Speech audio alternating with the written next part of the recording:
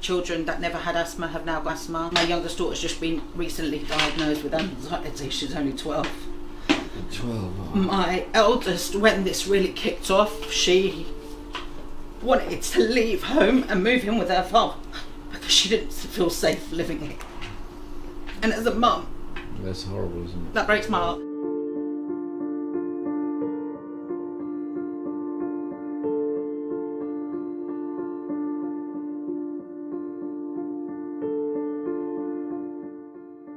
So the main issue with me is myself and my daughter, and she's wheelchair bound. It's the lifts.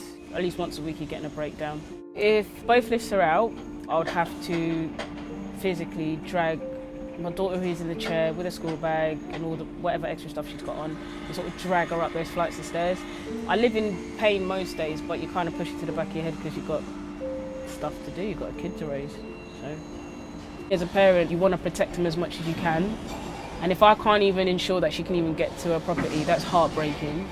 It took for me to get locked in there with my children for them to fix it. And then I overheard when they thought I couldn't hear them.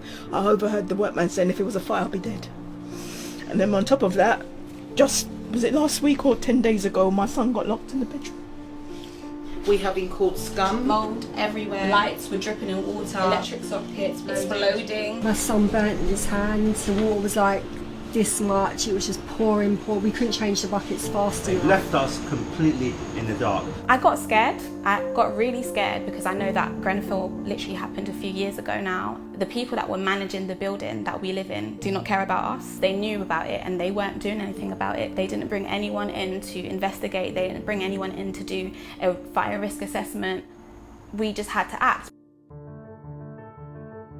It was late last year and I found Siobhan had put a photo up with a description stating this is where we live, and the feedback from that was immense. I realised that everyone else was actually going through something in their properties as well. Some people from the Labour Party organising team reached out to us. Working with the Labour Party pretty much just burnt a fire under us to keep on fighting. They really, really helped us to band together as a community and organise meetings. They helped us to form a residents association. They did a power training on community organising so that we knew how to actually ask for what we want. We've now all come together and we're trying to fight because we're all in the same boat. It's affecting all of us in one way or another. It's amazing how much we've all come together. We have power, we can make a change. Collectively fighting, we can definitely do this. As individuals, you know what, they'll sweep us under the carpet, they'll keep us quiet.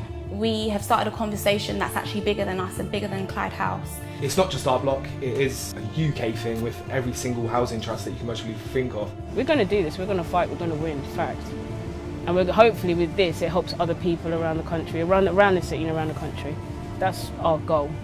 Because no way in hell can we be brushed on the carpet ever again. It won't happen, I won't allow it. We won't allow it.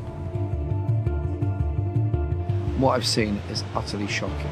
But the residents have come together in adversity with the help and support of Labour's community organising unit to make sure their voice is heard.